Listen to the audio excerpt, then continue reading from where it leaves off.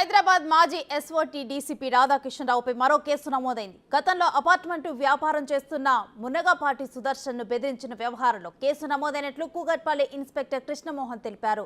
కూకట్పల్లిలో నివసించే సుదర్శన్తో పాటు రాజు విశ్వనాథ్ అనే వ్యక్తులతో ముగ్గురు కలిసి సుమారు 60 లక్షల రూపాయలతో వ్యాపారం నిర్వహించారు. బిజినెస్లో 35 లక్షలు నష్టం రావడంతో ఇద్దరు భాగస్వాములు మూడో వ్యక్తిపై ఫిర్యాదు చేశారు. తనను సికింద్రాబాద్ ప్రాంతంలోని టాస్క్ ఫోర్స్ కార్యాలయానికి తీసుకువెళ్లి బాగా కొట్టారని రాధాకిషన్రావుపై ఫిర్యాదు చేశారు. ఇటీవల ఫోన్ ట్యాపింగ్ కేసులో అరెస్ట్ అయిన రాధాకిషన్రావు విచారణను ఎదుర్కొంటున్నారు.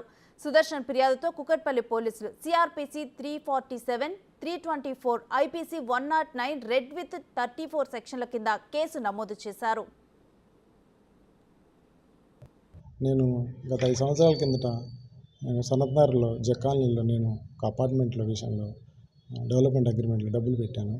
దాని విషయంలో నాకు ఒక ఫ్లాట్ అలాట్ అయితే ఆ ఫ్లాట్లో ఉంటుంటే ఒక సడన్ రాధాకిషన్రావు మనుషుని పంపించి ఆ ఫ్లాట్ని ఆ బిల్డర్ పేరు మీద మార్చమని చెప్పి నన్ను ఒత్తిడి చేసి 2 రోజులు నిర్బంధించి నాన్న చిత్రహింసలు పెట్టారు. తర్వాత మళ్ళీ నువ్వు ఇక్కడ ఉండొద్దు, ఈ హైదరాబాద్లో ఉండొద్దు, ఎక్కడ కళ్ళ కనపడద్దు అని చెప్పి బెదిరించుకుంటూ నేను ఎక్కడన్నా కనపడినా కానీ నన్ను ఫోన్ చేసి టార్చర్ పెడితే నేను తలదాచుకొని ఉన్నాను. తర్వాత మొన్న కాంగ్రెస్ గవర్నమెంట్ వచ్చాక కానీ కొద్ది ధైర్యం వచ్చింది. తర్వాత ఆయన అరెస్ట్ అయ్యాక ఇంకా ధైర్యం వచ్చి నిన్న అనుకోకుండా నాకు కొద్దిగా ఆలోచన వచ్చి సిపి అవినాష్ మెంతి గారిని సైబరాబాద్ వెళ్ళి కలిశాను. వారు నన్ను చక్కగా ఆదరించారు, దేవుడిలాగా అనిపించారు. ఆయన వెంటనే నా పిటిషన్ తీసుకొని కన్సర్న్ పోలీసెస్కి ఇన్ఫర్మేషన్ ఇచ్చారు. అక్కడికి వెళ్ళి కలవమన్నారు. ఆ కన్సర్న్ పోలీసులు నన్ను బాగా ఆదరించి కేసు నమోదు చేశారు. నాకు సహకరించి నాకు నా కేసు నమోదు చేసి నాకు ఇచ్చేసినందుకు పోలీసు వారికి, మీడియా మిత్రులకి ధన్యవాదాలు చెప్పుకుంటున్నా. నాకు ఏదైనా నాకు న్యాయం జరిగేటట్టుగా చూడాల్సింది కోరుచున్నాను. నేను గత 5 సంవత్సరాలు. ఇక ఇదే అంశానికి సంబంధించి మరింత సమాచారం మా ప్రతినిధి రానా ఫోన్ లైన్ ద్వారా అందిస్తారు. రానా, రాధాకిషన్ మీద నమోదైన కొత్త కేసుల గురించి డీటెయిల్స్ ఏంటి?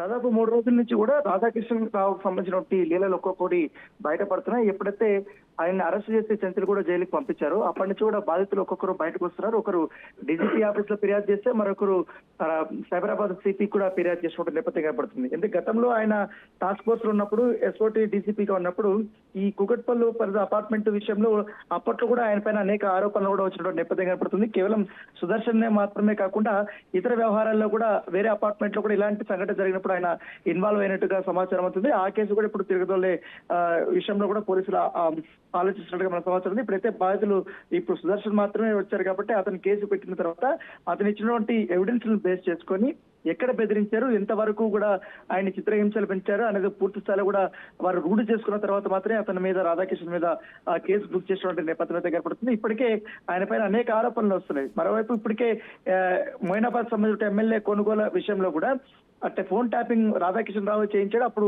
పెద్ద ఎత్తున కూడా నన్ను బెదిరించాడంటూ కూడా నందకుమార్ ఇవాళ స్టేట్మెంట్ ఇచ్చినటువంటి నేపథ్యం కాబట్టి నేను ఏకంగా చికోటి ప్రవీణ్ కూడా నేను డీజీపీ ఆఫీస్కి వచ్చి రాధాకిషన్ రావు మీద కంప్లైంట్ ఇచ్చినటువంటి నేపథ్యం ఏర్పడుతుంది.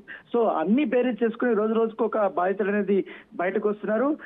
ఆయనకి వివిధ పోలీస్ స్టేషన్ లో కూడా అతని పైన కేసులు నమోదు చేసినటువంటి నేపథ్యం ఏర్పడితే ఇప్పటికే రాధాకిషన్ రావు పెద్ద ఎత్తున అక్రమాస్తులు కూడా కూడబెట్టడానికి కూడా ఒక ఆరోపణలు వస్తున్న నేపథ్యంలో ఏసీబీ కూడా అతని పైన పూర్తి స్థాయిలో కూడా నజర్ పెడుతున్నట్టుగా మనకు సమాచారం ఉంది.